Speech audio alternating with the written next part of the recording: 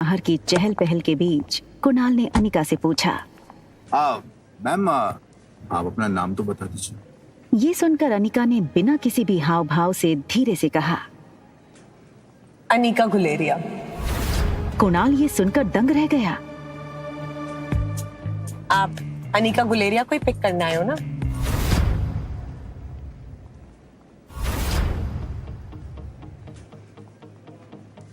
अरे वो उस मोटी को तो मैं टैक्सी में भेज दूंगा। एक काम करिए, आप दोनों मेरे साथ मेरी कार में चलिए, मैं ड्रॉप कर दूंगा आप लोग।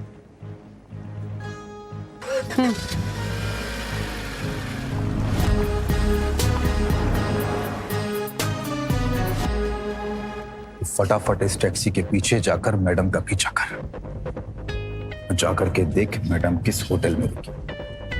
ध्यान रहे, हाँ? कोई भी तुझ पे शक ना करे। चल भाग, फटाफट भाग।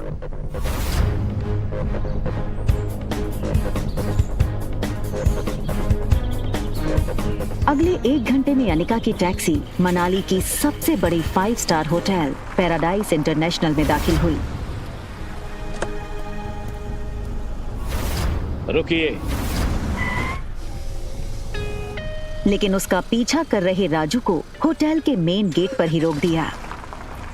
होटल का प्रीमियम इंटीरियर्स और फर्नीचर्स, आकर्षित एम्बियंस और वेलकमिंग स्टाफ को देखकर समझ आ रहा था कि क्यों देश विदेश से आए टूरिस्ट्स मनाली के इस शानदार होटल में रहना पसंद करते थे।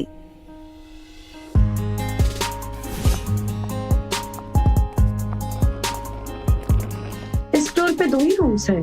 जी मैम, इस टॉप फ्लोर पे सिर्फ 2 ही लग्जरी अपार्टमेंट्स हैं। एक आपका और दूसरा हमारे होटल के मालिक रोहित मारवा सर का है। प्रेसिडेंशियल स्वीट एक काफी लग्जूरियस अपार्टमेंट था। ये प्रेसिडेंशियल स्वीट हर कोई अफोर्ड नहीं कर सकता था, मगर world famous neuro surgeon doctor Amrita उर्फ अनिका को इससे क्या फर्क पड़ने वाला था। तुम चेंज करो, मैं आ रही।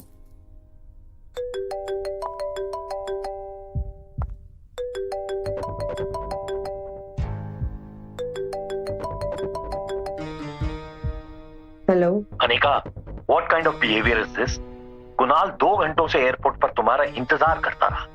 तुम उसके साथ आई क्यों नहीं? कहाँ हो तुम? आ रही हूँ मैं। अनिका और उसके पिता गौतम के रिश्तों में दरार की वजह गौतम खुद था। 6 साल पहले गौतम ने अनिका से मुंह फेर लिया था और उसकी बेटी रिया को अपनाने से मना कर दिया था। इन 6 सालों में गौतम ने कभी भी अनिका को याद नहीं किया और आज उससे डिवोर्स पेपर साइन करने के लिए बार बार कॉल किए जा रहे हैं। लेकिन डिवोर्स पेपर के साथ साथ गौतम अनिका से कुछ और भी चाहता था। लेकिन क्या? तभी अनिका के फोन पर उसकी असिस्टेंट राजलक्ष्मी का फोन आया। हेलो मैडम, आशा करती हूँ आपकी फ्लाइट सेफ और कंफर्टेबल रही होगी और आपकी नींद भी पूरी हुई होगी। अब ये बताओ, एक्टिंग करने के लिए फोन किया या कोई नई बात बताने के लिए? अरे फिर से वो बिजनेस टाइकून रोहित मारवा का मेल आया था। वो अपनी दादी माँ का इलाज देश की सबसे बड़े न्यूरो सर्जन डॉक्टर अमृता यानी आपसे करवाना चाहता है। इस वक्त वो मनाली में ही है, आप भी मनाली में हैं, तो मैंने सोचा क्या मैं अपॉइंटमेंट फिक्स कर दूं? नहीं नहीं, बिल्कुल नहीं। ये बड़े लोग अपने बड़े बुजुर्गों की चिंता का सिर्फ ढोंग करते हैं। इनका असली मकसद ना कुछ और ही होता है। बड़े बुजुर्गों की प्रॉपर्टी, उनका बिजनेस और पता नहीं क्या क्या। हमें इनसे दूरी रहना चाहिए। Okay, as you wish. वैसे एक बात बता दूं, मैंने सुना है कि रोहित मारवा की पर्सनालिटी काफी डैशिंग है। टॉल, डार्क, हैंडसम और इतनी कम उम्र में इतना बड़ा बिजनेस टाइकून। और अगर लाइफ में थोड़ा रोमांस आ ही जाता है तो इसमें क्या नुकसान है? रोहित का फोटो भेजो। अगर ऐसा ही है तो एक काम करो, तुम ही उसे डॉक्टर अमृता बनकर मिल लो। कि डॉक्टर अमृता के चेहरे को यहाँ कोई नहीं जानता। यहाँ मैं सिर्फ अनिका गुलेरिया हूँ। ठीक है, रोहित की फोटो भेजूंगी, एक बार देख लेना। अनिका हंसते हुए फोन काट देती है, लेकिन इसके पहले कि अनिका लिफ्ट के अंदर जा पाती, तभी अनिका को लगा जैसे मानो उसके पीछे कोई खड़ा हो।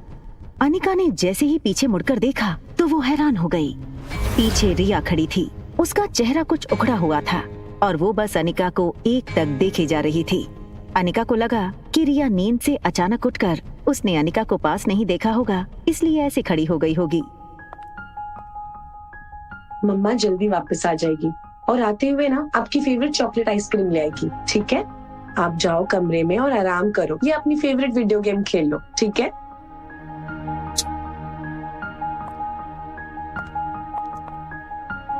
सीधा कमरे में ही जाना, okay? Mamma loves you and she will miss you a lot. बाहर जाने की जल्दी में अनिका एक बात भूल रही थी कि उसने अपने कमरे का दरवाजा बाहर से बंद किया था। फिर भी रिया रूम से बाहर कैसे आ गई थी?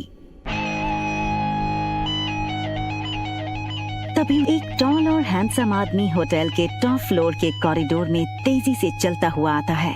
ये आदमी था मारवा इंडस्ट्रीज का सीईओ रोहित मारवा।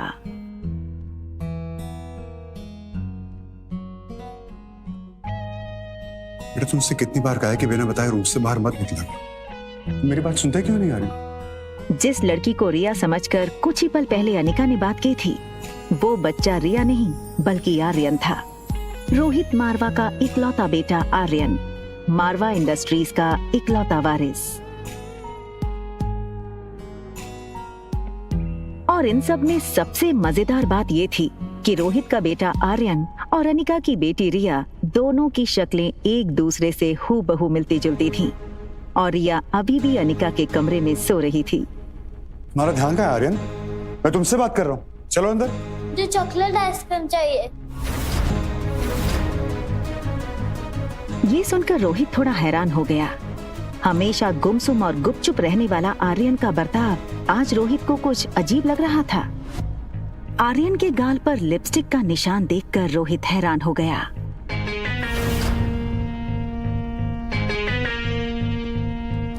रोहित ने तुरंत सिक्योरिटी चीफ को फोन करके उसके रूम के बाहर का सीसीटीवी फुटेज तुरंत मंगवाया।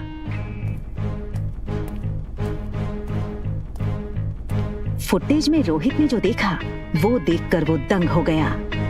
आर्यन एक ऐसा बच्चा था जो किसी अजनबी से तो दूर बल्कि रिश्तेदारों से भी ज्यादा बात नहीं करता था, ना ही उसके पापा के अलावा किसी के साथ मिक्स होता था।